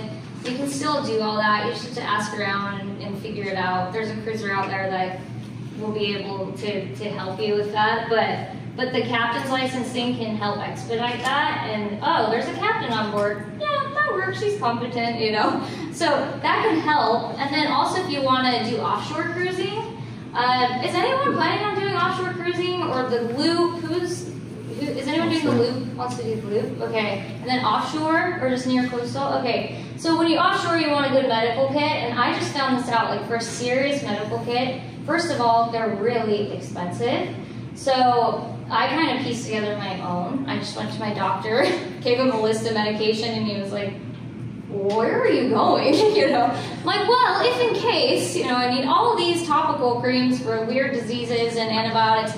But if you want a professional medical kit, you have to have it signed off by a captain. And I didn't know that. So I was able to do that. And I don't think it would be challenging. It just helps with that process. To do your license is 2 weeks for the course, and then you have a year to complete everything else. Some people say it's not worth your time. I would argue that it was really helpful for me because I'm not really mechanical. You kind of touch on everything. And you learn the rules of the road, which is really important to know, especially if you're going to be cruising where commercial boats are. It's a plus. New York, and they'll whistle. It's been a huge plus for me as Brooke is that resource on the boat. I'm kind of a fly-by-night guy, just kind of go for it, which doesn't work. It doesn't work at all, especially when it's like you really have to understand the channel that you're going in before, and you do want to understand the markers. They're different for the intercoastal waterway, and they're different for the open ocean. And Brooke is telling me, no, Brayden, the markers switch. This is the intercoastal waterway. Like, you're going to hit a sandbar. He's like, do I still go left around the green or right? I'm like, oh my gosh, I'm never going to be able to rest. But and that's been very helpful, I think, having those knowledges. And what, at night, especially to know what the other boats' navigation lights mean, especially when the boats are doing some sort of service work. For sure. Tug, tow, there's a really sad story. There was a barge with a really long cable tow behind it, and a speedboat was just hauling through there and didn't know. And they had the signals or whatever, the black ball, and they had it all. I mean, if you knew what you were looking at, you would know this is a tug and a tow. They didn't know. They went through the cable. It severed the boat, killed everyone. I mean, because they just flew through it. Because the cable runs like really low and sometimes under the water. So, and it was really far behind. So I could see how they were, I'll shoot the gap, right? Well, horrible idea. So, and then also you can help people if someone's in distress. You see their red lights stacked on each other. It's something to know. Everyone needs to have a handbook, the boater's handbook on their boat anyway, through the Coast Guard. Something that's really boring to read. There's a lot better ways to learn the rules of the road than reading that book. But you need to know it. And speaking of medical kits, this is a super quick story, and then we're almost done, and we'll open it up to question and answer. This is Rooney's mouth, not Brayden or I's. You can see right there, if anyone's a dentist, it's a pretty gnarly cavity that had a filling that fell out in the Bahamas, where there were no dentists anywhere. So she's sitting there, and I'm like, is it hurting yet? Is it hurting yet? I'm just waiting for it to start hurting, and she's pain is like miserable. If any of you guys have had like a failing tooth and not been able to see the dentist before, I had that happen over Thanksgiving once, and it was really hard to get to a dentist, and it was horrible. And I thought, okay, my 7-year-old girl, like, if she's gonna go through this, and the nearest dentist that I have is like 2 days away, this is not gonna work. So what do? I get on the radio. I'm like, this is Mermaid Monster. Does anyone have a really good medical kit? Because we didn't at the time. And, we asked a few times. All of a sudden, these couple come on, and they're like, yeah, we'll be right over, Or they're like, no, come over to our boat. And they give us the name, and we go over. It's a Nordhaven. And we get onto the boat. They could perform heart surgery. I'm not even joking. They had a service that they could put a trach in. The boat was owned by an OBGYN before them. They were retired pilots, but he left all the medical kit on. Yeah. So anyway, they had a dental filling kit. That is something we have like 4 of now because it's a common thing. Like, fillings come out, like that happens, and I think there's things that I could put up with. Like I could probably put up with like a broken arm for a little bit of time, but I don't think I could put up with a filling. No, you were such a baby when your tooth was hurting. It was ridiculous. I'm like, I had kids, just go to bed. You're not gonna get sympathy from me. But yeah, it was just a good show where I'm like, oh my gosh, like we don't have that. It's such an easy thing to have. Come to find out, you can people just shove a lot of gum in there. Someone said baking soda. The kid dentist told them if it happens again, just pull the tooth. Yeah, or just pull the tooth out. Which I can't imagine doing either. My kid would never forget. That works for children's teeth that are going to grow new teeth, but I wouldn't do it for me. Yeah. Yeah, and so what happened was that filling kit worked, and then it lasted us until we were luckily in Eleuthera, and the dentist that comes in once a month happened to be there, and he sketchily fixed it and actually worked out okay. But anyway, just a little pro tip: maybe keep a good medical kit on board and a dental filling kit. Super random, but I don't know. We have one now. And then the next thing we already touched on was the training captain. Really make sure you find a good training captain. It's worth it. And to do your engine room checks is kind of a given. We will admittedly get lazy with the engine room checks, I feel like, every once in a while. That's why I sit here and make him do it, because when I'm there, I don't have to take care of the kids. So I quickly am like, I'm gonna drive the boat. So we do have a really good setup. The spreadsheet that gets filled out that should be transferred to some sort of digital device so that it does it all. Spreadsheet that I fill out and then I put in an Excel spreadsheet and gives me averages. There's X's all over the machinery, and so I'm heat gunning them and writing it down. Similar to like what a Meritron system or do, or what the new Furuno systems do, I guess. We don't have that, and I'm not going to go install something like that. So we're doing it the old-fashioned way, taking each temperature one by one, writing it down, which probably isn't a negative, because even the guys that have the systems that monitor it are still go down there and monitor it because they don't know if the sensor's out. Yeah. Right? So it's a good way to do it if you have the electronic sensor, but heat gun. Sensors fail, and you don't want that to. It's like a game. Brayden's like aiming at X's with the heat gun, and then you can see if something's trending and it's starting to fail. You usually take care of all It gets hot. The one thing that I have realized is our hydraulic cooling pump once failed, and I called the whole owner. I'm like, what would you do? And he said, look, you can't fix it. He goes, normally what I found when something's overheating, if you just take a shop fan and point it at it, it normally does better than you think. And he's totally right. It didn't keep it as cool as the pump, but it kept it cooler than it needed to be. And it just that $20 shop fan saved me from doing, the repair midway. We had those shop fans running underway for a couple of years, and the previous owner had them for 4 years running, and they're still running. And they keep the engine room, it gets hot in there when you're underway, like really hot. And then if you're in the Bahamas where it's, oh man, it's miserable. Having the fan really makes a difference and keeps it cooler. So that's something to throw down in an engine room if you had it. And then learning to cruise at night, well, that's us in the engine room. Pen being pen, Rooney being Rooney. And learning to cruise at night has become our favorite thing, because no one's out there except the commercial ships. They know what they're doing, which is usually... Well, they might not see you, though. That's the only thing. Make sure they can see They know what you. they're doing. Just make sure you call them out. But yeah, the kids sleep and you cover ground. So for us, it's a win-win because we've got the kids. It's a little different for us because there's 2 of us cruising, but about 3 days is the max that we can do underway because no one's off. So If it's just us 2, or we bring on a friend to help take watch, because yeah, we're because exhausted. when I'm driving, Brooke's taking care of the kids, even if she doesn't want to because they're needing something, Yeah. and then vice versa. So the only time that really relax is when the kids are sleeping. And so we've planned, if we have water, we have deeper water, we'll normally plan to go at night. Yeah, and that's when I binge my Netflix shows, and everyone's like, oh, but your night vision, that's terrible. I'm like, I'm not gonna worry about it then.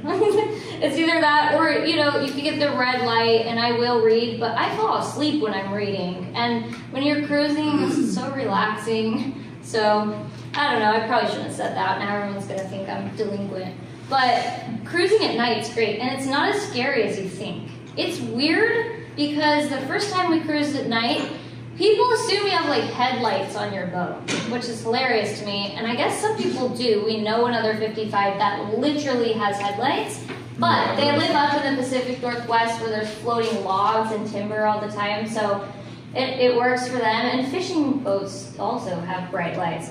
But you just learn to trust your electronics, and you realize when you make it through that first night cruise, you're like, oh wow, we didn't die, we didn't run over anything, like it's great. And the radar will pick up crab pots, and there are sometimes, you hear the horror story, people hitting like containers out in the ocean, and I mean, I don't know. Or the propylene ropes. Yeah, the rope, and that is something that's scary. Like we've seen and heard stories of the ropes that are floating and wrapping props and all that, but really for the most part, if it's water that's moving, we've not had an issue with it. That's a tip, and you don't have to pay for dockage that night. So it's good.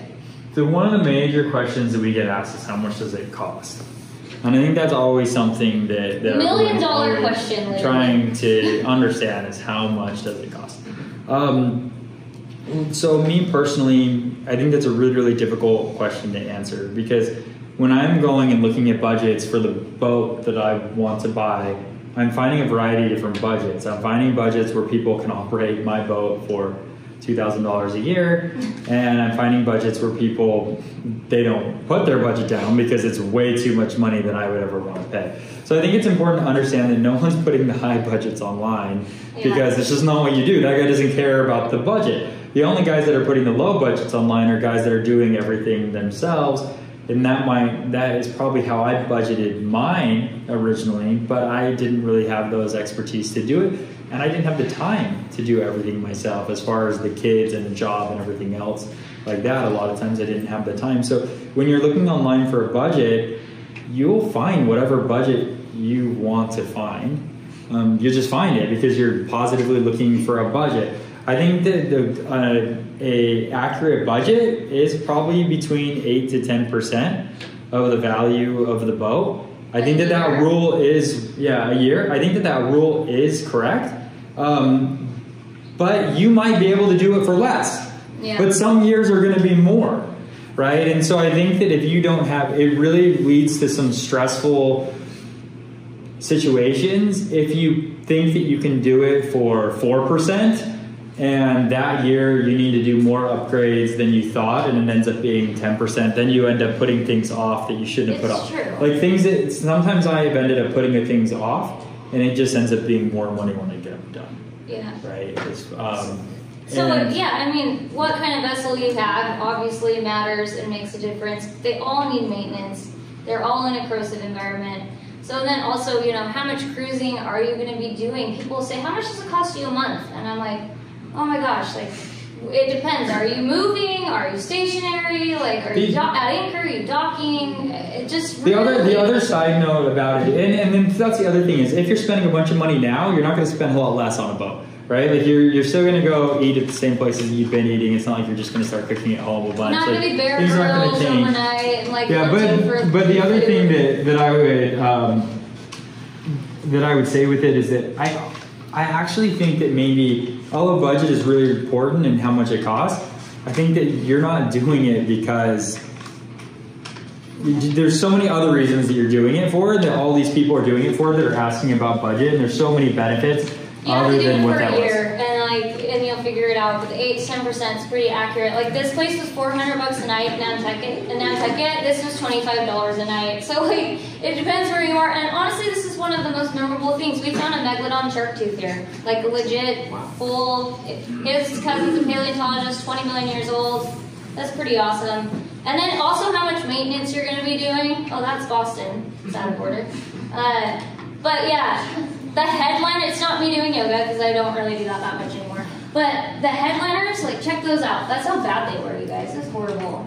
And then the kids and I stripped them down. Brayden found every reason to not do these headliners. He's like, I gotta go to work. I gotta go down in the engine room. I did a lot of it. So, but look at that. This is so cool. They quoted us $20,000 to do the headliners in the boats. Well, yeah, 18. I inflated $2,000. 18 grand to do these. And if you do them yourself, you're just paying for the material, honestly. And it's some adhesive spray. It's super easy. Penny, can you get away from the computer?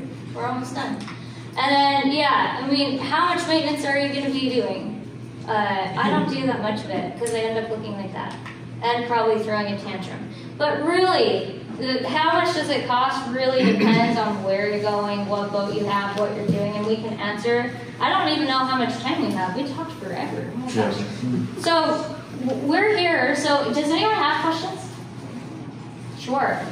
You in the back. Could you tell us what communication do you use, like for internet and use cell phones? Yeah, cell phones for sure. He could. So I think there's different people that have a VSAT system on their boat. I think that's overkill for the amount of days, unless you're closing some deals that are worth it, which I am not. So we just wait if we're out there. We do have a sat phone, which I've used during emergencies, but I need to call someone and try to troubleshoot something underway, which I am glad that I have. Yeah. But when we're underway, we just don't have anything. I did install a cell extender on the boat recently, but I've been told that I was just wasting my money because it seems like in America, it appears that the cell towers know who's using them and can isolate the signals, and they're programmed to not give them signal. So it's almost like they figured out a way around it. It might work better in the Bahamas when they don't have that system. But I've normally found that we've tried a variety of different Wi-Fi, just like hotspots. Like the SIM cards, and the Bahamas has amazing internet down there. You wouldn't think it, but it's been our fastest Internet's easier foreign than it is here. Yeah. Weirdly. In the very back. Yeah. I just wanted to ask you, I came late, sorry. You're fine. For this, but why did you decide on a Nord oven? Sure. Well, I was saying earlier on that because it's safe. Honestly, the safety thing was huge for me. It's safe and it has a range. It can go 3,000 miles, and we didn't want those limitations.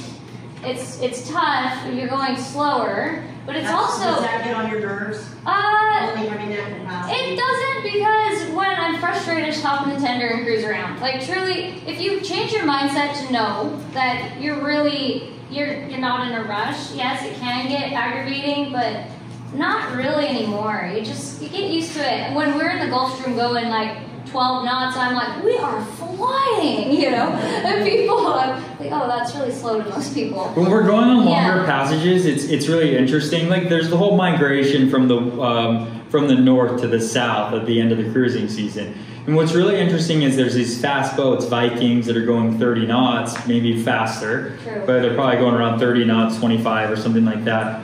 And we're keeping up with these guys as we're going down, because when they're waiting for fuel, they're waiting like 2 hours to get the fuel. It's really true. We're still going. Yeah, we're like still the going. Turtle, and they're not always as comfortable going at night, and we're really comfortable going at night. And we can go on the outside. They do get there faster, but not as much faster as you think. It's true. And the fuel burns, we burn about 5 gallons an hour. 5 gallons an hour. Yeah, I mean, I'm filling up. That's for 2 engines. I'm filling up like once and a half a year. So we never really have to worry about that either, which is nice. So that was comforting. And as a capacity, like we hold 600 gallons of water, and we make our water. We've got 2 water makers on there. One makes 50 gallons an hour, and the other one makes 9. It's on the 12-volt system, right? On battery, it makes 9 gallons an hour. So if you don't want to run the generator, you can still make water, and it's amazing water. It tastes really good, and that was nice. It was just it was kind of the boat that I explained earlier. I was raised like admiring. I think it's also important to understand that we also grew up like 15 minutes away from the home office, right? So, I mean, those are the boats we were seeing. That's what we went and looked at, because they're right by our home, the headquarters from Nordhaven. So you've got 2 kids, and how does having the kids and the dogs, because we have dogs too, we have doodles, how does that affect your cruising and your schedule versus boats without? Oh my gosh. Well, first of all, your interests are going to be much different. Like, most people are looking up wine tastings here and there, and we're like, where's the nearest park? Like, which park is the best? Or, what museums are around? So you're kind of changing where and what your priorities are, and you might not cruise as long underway passages. You just have to weigh it. Sometimes the kids do better than we do, though, underway. So, I think the kids do better underway than we do, for sure. Yeah, for sure. I mean, they just zone out, build Legos, watch movies. Penn has the most healthy understanding of 80s movies that you could ever imagine. Yeah, there's times when they're just like, I don't want to get off the boat. I just want to stay here. Like, I haven't spent enough time on the boat, which is really interesting because it's really not big compared to like a house. The biggest thing is just your destinations might be different, and you might kind of not be able to relate to someone else because you're looking for different things than they are. If another boat has kids, though, you guys are best friends forever. It's true. Like forever. Like 6 months, 12 months later, like that's like a lifelong friendship in 15 minutes. It's really awesome. And Brayden said it the other day. Is like, you'll be cruising, and then you'll meet a family, and they have kids, and they're like, and you're like, oh, did you see? We have these Swiss friends with 2 little boys, and we love those guys. So all the families know everyone. Yeah. Everyone on the water knows everyone. There's not a ton of them. And so if you meet a family with kids similar age to your kids, and you know there's another family out there, ask them about that family. and I guarantee you they know who they are and they know what was going on. Like everyone knows. So don't say anything bad about anyone. Yeah. Those weird. Normally everyone's really, yeah. I haven't met anyone. Not anyone that I don't like yet. For sure. So what's up? 2 questions. First, did you guys use a broker when you bought your boat? Yeah. So our story is a little different. So we bought our boat through Devon at Nordhaven. Yeah. And so it's kind of like, it's just a funny story that we have. You probably don't have the same problem that we have, but we never got taken seriously. Never. So we'd go, and the reason that we used who we did is because he had us on the boat. We sat with him for probably 6 hours on the boat the first day before he really had any idea that we had any ability to buy the boat. Yeah. And he just ran through all the systems and really just fostered that like curiosity that we had with it. And that's why we went with him. And I think the very next day we spent another probably 6 hours on. He got us on a boat. It's not on our boat, but it's on another boat, another same model. And that's why we used who we used. But. Yeah, but yes, we did. It helped because we didn't know a ton on the systems and stuff, and so he was knowledgeable to share. You guys really don't need that, or this is something you might want to consider. He actually is the one that was like, you should check out this boat on the East Coast. We always had it in our mind that we'd do a single engine, dry exhaust, because that's what Nordhaven's kind of known for. But then he was like, no, you don't understand, this boat's good. It's really clean, like everything's impeccably kept. And it ended up being true. That was the last offer. We wouldn't have bought the boat. We wouldn't have bought the boat that we did without the broker suggesting it. And after buying the boat, we're very glad that we took his recommendation. Yeah. So was he the listing broker also? No, not on that boat. On another one that we had put an offer in, but we didn't end up with that one. So. Second question, we've heard horror stories about you stay in Annapolis for 30 days, you're going to get a tax bill for Yeah, we were just talking about this last night, actually. Ever had any problems? So I'm scared. I'm scared about this. Okay, and it's just something that I think about. We have not had that issue happen. So our boat, we do have the benefit in having really odd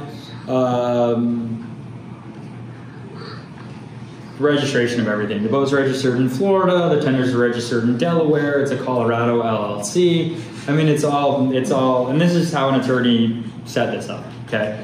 The LLC is to a Colorado address, it gets forwarded. So the old owner of the boat, really, this guy was like very organized. And his biggest thing is just don't have any personal addresses tied to the boat.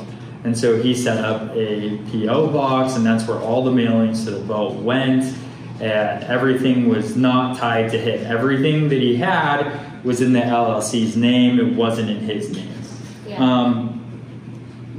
I think that has something to do, I think that can only help with that situation, getting it done. But I definitely think that like, it's something that you just... When you're in a place of these things longer... Yeah, no, I think that all the places that you're at, no one has like consistent rules. Like people get kind of tax assessed in random places for whatever reason. I don't know why. I haven't heard anyone that hasn't been able to like fix it as long as they have the right paperwork. But I have heard stories about people that have gotten assessed and it's been a hassle to show otherwise. Yeah. The other thing is that I understand that it's good to register in a state because a lot of these places want to know that you're registered and not to have like a Coast Guard registered vessel, because then the states are more likely to claim you if you are there. But if they know you're already registered in a state, they kind of leave you alone because you're paying something. Yeah, that's a good point. So we pay Florida even though we probably don't have to, because it's just affordable. Yeah. So. Anyone else? Yeah. Can you speak to the homeschool curriculum that you use and whether or not you're in coordination with California? Sure. Yeah. It's something that I was like freaking out about a couple weeks ago. Like, I haven't like done anything with the state, and it's almost been 2 years. Like, I'm not being a very good homeschool teacher. So every state is different. on the homeschool part, but you can just call the school system and tell them what you're going to do, and they'll like walk you through it. In California, all I had to do was make my own school name and say who the person was that was running it, which was me, and how many students I have, which was 2, and send an email in, and they signed it off. And the kids are so young, so once they get, I think, start testing, which is like 3rd grade, then I have to go figure more paperwork out. But as far as programs go, they learn different. So it took me a good 6 months to figure out what worked for them, and like, you know, Penn's reading, and Rooney's really good at math, but she does not like to read. It's just, I had a program that I can't speak of because I didn't like it. It was not right for my kids. Honestly, what I've been doing is I go to Barnes & Noble and buy workbooks. There's this brand, it's Tinker is what it's called, and they are amazing. And we do workbooks, and it's all applied learning depending on where we are and what we're seeing that day. So it's stuff for me it's fun. Like, oh, what fish is that? Let's figure it out. You know, where does it come from? What's this migration path? Like, how does it impact the environment? And then they can visually place that fish, but now they know what it is. It's a lot of applied learning, but it's curriculum. They don't really need to know anything until 3rd grade. Yeah, it's still early. Once they start doing long division, forget it. I don't know. He can do that. I'm not good at math. But yeah, it's very easy for the most part. Europe is crazy strict. We've met Europeans that they're like, oh, we're only allotted a year away, and then like if you don't do it, then it hurts them in their jobs later on, and blah blah blah blah blah. And so I'm glad I'm not living over there. I guess here it's been easy. Nothing with the state yet, other than the opening up your own school. Yeah, you just have to kind of prove that your kids are doing something. You have to do a little bit more if you want to get money from them too. Yeah, you can get money. Get money. Yes, so you can get grants. Like money for field trips. They'll give you money for your school to do extracurricular activities up to like a couple grand a kid a year. Your life is a field trip. Yeah, but the only problem there's a lot of hoops that to jump through. You have to go check in every month with someone and blah blah blah, which doesn't work for us. So we're just being the vagabonds out there, and I'm like, I'll figure it out. I've got another like year or so before I really have to figure it out. Yeah. So yeah. Anyone else? So how do you now determine your itinerary? What do you guys? Is it just stuff just comes up and you want to? Well, we always have these crazy plans, like way overly ambitious plans, and that's changed a lot. And we'll make like 4 different plans, and then probably do none of them, and make another 4 plans, and maybe do 50% of one of them, like truly. And that could just be us. It's been really that has been a very difficult part for me personally, because we were in a place that we could be very rigid in our plans. Like we could make plans and stick to them, and now I don't even want to make a plan because I know that it's not actually what we're going to do anyways. Yeah. So, and there's just different times when you're like we go to the Bahamas and we want to spend all this time in the Bahamas, and then we end up just saying like, look, like everyone's beat up from that last storm that we had. Like we just got to get out of here, and we've like motored all the way to Charleston. Yeah. From there just to get it, and that's just what the family needed at that time. It's the beauty of it. Honestly, you can change your plans. You just have to we didn't talk about this, but it's about having visitors on the boat. We find that sometimes it's, for us personally, our visitors have like defined windows when they can come and visit us, which doesn't work for us. Yeah. If you have visitors that have like open windows, that's the best way to do it. So, because and I don't like to be set to like, we have to be in this place at this time, because normally I have to go in weather that I don't want to go in, or I have to feel guilty canceling. Or go way earlier than you want because you feel like you have to get that weather. It's just difficult. Too much. Yeah. I don't even like my DACA account. I shouldn't say this. My DACA account is, I figured this out by accident. The credit card that I have on DACA, which is like just to get docs, like an app to get dockage. The credit card that I have is expired, and I found out by having the expired credit card, they don't charge the credit card until you get there, but they'll still give you the reservation. So I'm like, I'm just going to keep it like that because I don't want you to charge me a cancellation fee if I don't show up. And I'm not abusing the system. I'm very respectful, and I try to call with as much notice as I can. I'm not just standing anyone up, but I hate them. Like some of the marinas have like these rules that are like these unfair cancellation fees, and I avoid all that by having this expired credit just card. Not realistic. It must not be cruisers. They don't understand how this works. Yeah. So, yeah, we just go and leave depending on how we're all feeling. It's very ambiguous, I know. And that's why I also like anchoring, because you don't have anyone to rely on you. You don't lose any money if you don't show up. It's a lot easier. I think we're almost done. We got about 5 minutes, so. Anything else? Yeah. So social media, would you talk about your decision to do it, and to do a channel, and then was it financial, was it for journaling, and then it takes up so much time to do that? So before, I'm a digital photographer, and then I went to design school and all that stuff, and I was doing editorial lifestyle photography before, and I love it. But I had never edited a video before, and I thought, geez, photography doesn't really capture what we're doing, and our story is a little crazy, and maybe it could inspire someone or educate someone. There's a lot of garbage on YouTube. Maybe we could put something cool on there. And so I thought, what if I do a weekly vlog? It not only documents our experience, it makes me film, because I need content, and now the kids have this awesome journal of what they've done, week by week, and it's really fun for us. That's the biggest reason it was a journal for us in the beginning. Now, because we're not retired, and I went from making decent money working. It was a way to transition. It's definitely not like you would think, financially, not even close. I put way more time into it than it even is worth it financially. That's not even the reason I do it. But Brooke kind of always needs an artistic outlet regarding this, and so it kind of fits. So I taught myself the whole program, and and now I'm getting pretty good, I would say. It's pretty awesome to see the progression, and it's a catch. Do you want to put your life out there?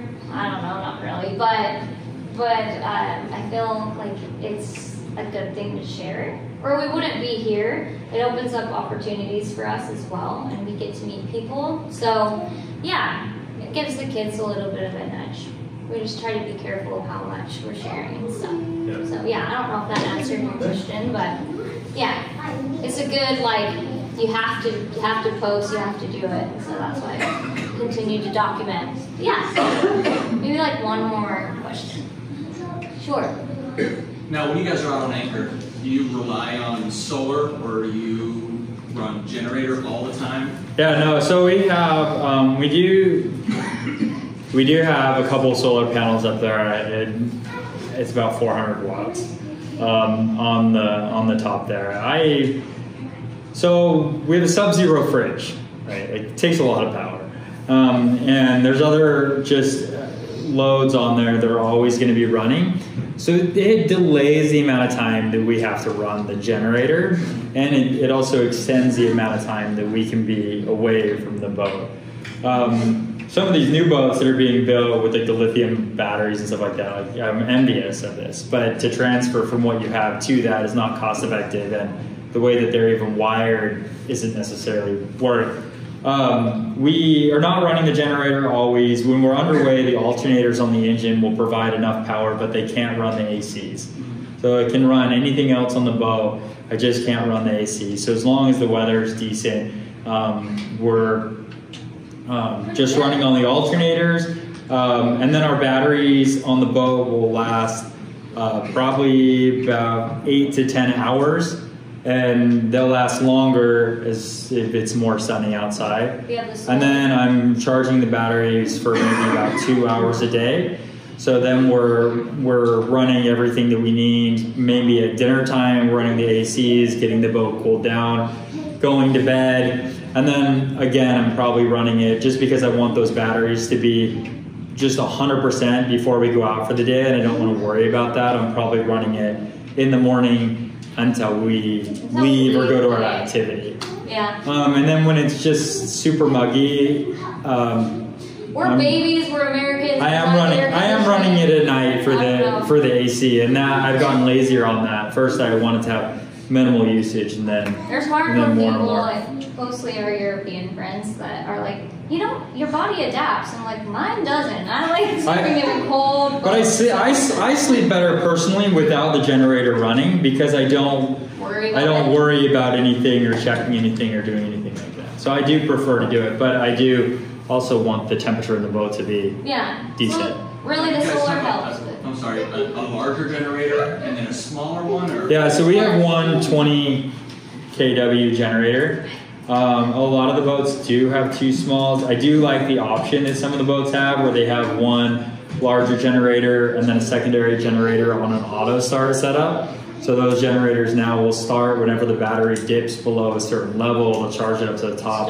And then you don't need, as long as you just check the oil and check the engine every once in a while, it just kind of keeps those batteries as like a trickle charger, which makes it really nice. The twin engines take up more room in the engine room than normal, and so I got a big tool chest in the engine room, and that generators are crazy expensive. And they're not cheap to get one in there. Yeah. Maybe we need a few more YouTube subscribers, so we'll get another generator. But yeah. Anyway, that's time. That's 10:30. So you guys, thanks for coming and listening to us. We really appreciate it. As you can see, the kids, I think, passed out boat cards. I have no idea. They were really good. And individual drawings. And we also have t-shirts. Yeah, custom. It's going to be worth a lot in modern art gallery somewhere. But yeah, there's t-shirts up here too. They're literally in trash bags because we're really classy like that. But they're clean. If you want a t-shirt, have at it. They're up there. There's a bunch of different sizes rolled up in them and stuff. And if not, that's totally fine. But yeah, and also you can get in contact with us through social media or the website. There's a contact. If you have questions, don't ever feel like you can't answer them. Because that's why we wanted to do this in the first place, to help. So, yeah. Anyway, have a good day, guys.